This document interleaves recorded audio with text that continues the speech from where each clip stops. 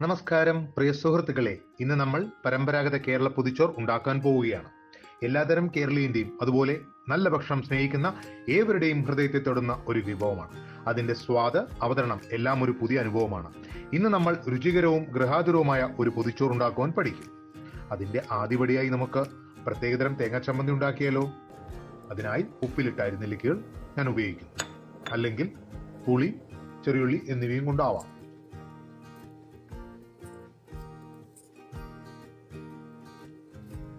നെല്ലിക്കകളിൽ നിന്നും വിത്തുകൾ മാറ്റുക. ഞാൻ ഒരു കത്തി ഉപയോഗിച്ചാണ് അത് നീക്കം ചെയ്യുന്നത്.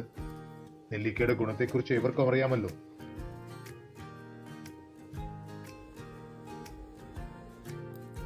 ചമ്മന്തിക്കായി തേങ്ങ ചിരവിയത് 1/2 കപ്പ്, കുരു നീക്കം ചെയ്ത നെല്ലിക്കകൾ, ചെറിയ കഷ്ണങ്ങളായി അരിഞ്ഞ ഇഞ്ചി, എരിവിനായി കണ്ടിച്ച വറമുളകുകൾ, ഉപ്പ് എന്നിവ ആവശ്യാനുസരണം ചേർത്ത് മിക്സിയിൽ നന്നായി അടിച്ച് കുഴമ്പ് രൂപത്തിലാക്കുക.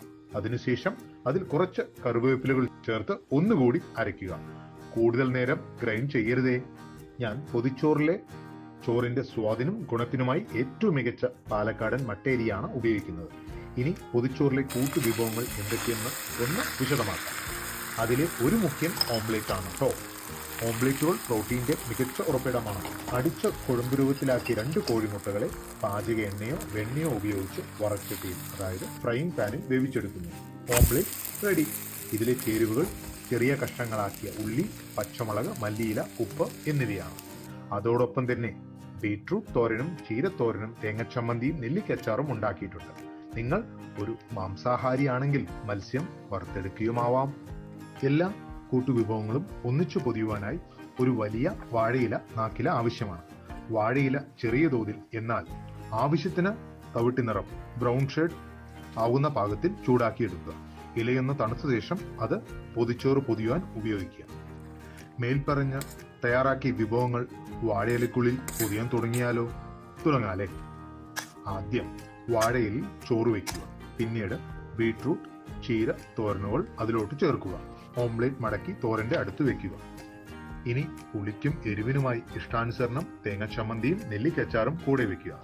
ആരോഗ്യത്തിന് ഗുണമെന്നതിനാൽ ഞാൻ നെല്ലിക്കച്ചാർ ഉപയോഗിക്കുന്നു. 4 വശങ്ങളിൽ നിന്നും വാഴയില മടക്കി നല്ലവണ്ണം ഇറുകിയ രീതിയിൽ പാക്ക് ചെയ്യുക. യാത്രാവേളയിലോ ജോലി സ്ഥലത്തേക്കോ അത് നിങ്ങളോടൊപ്പം കൊണ്ടുപോകുന്നുവെങ്കിൽ പഴയൊരു പത്രം ഉപയോഗിച്ച് വീണ്ടും നല്ലോണം പൊതിയാവുന്നതാണ്. എല്ലാ കൂട്ടുവിഭവങ്ങളുടെ രുചിയും ഇലയുടെ ഗന്ധവും ചോറിൽ ലയിക്കുവാനായി പാക്ക് ചെയ്ത പൊതിച്ചോർ 2 മണിക്കൂർ നേരം വയ്ക്കാവുന്നതാണ്. പ്രിയ സുഹൃത്തുക്കളെ, ഇന്നത്തെ പൊതിച്ചോർ പാചകക്കുറിപ്പ് അഥവാ റെസിപ്പി നിങ്ങൾക്ക് ഏവർക്കും ഇഷ്ടമായെന്ന് ഞാൻ കരുതുന്നു. ഇത് നിങ്ങളുടെ അടുക്കളയിൽ തന്നെ ഉണ്ടാക്കി ആസ്വദിക്കാവുന്നതാണ്. തീർച്ചയായും നിങ്ങളുടെ കുടുംബാംഗങ്ങൾക്കും സുഹൃത്തുക്കൾക്കും ഇത് ഇഷ്ടപ്പെടും. ഇതിലെ ചേരുവകൾ, അതിന്റെ ഗുണം ചെറുതായി ഒന്ന് ഞാൻ വിശദമാക്കാം. മട്ട അരിച്ചോറ് ഉയർന്ന അളവിൽ മഗ്നീഷ്യം അടങ്ങിയിട്ടുണ്ട്. ഓംലേറ്റുകൾ പ്രോട്ടീന്റെ മികച്ച ഉറവിടമാണ്.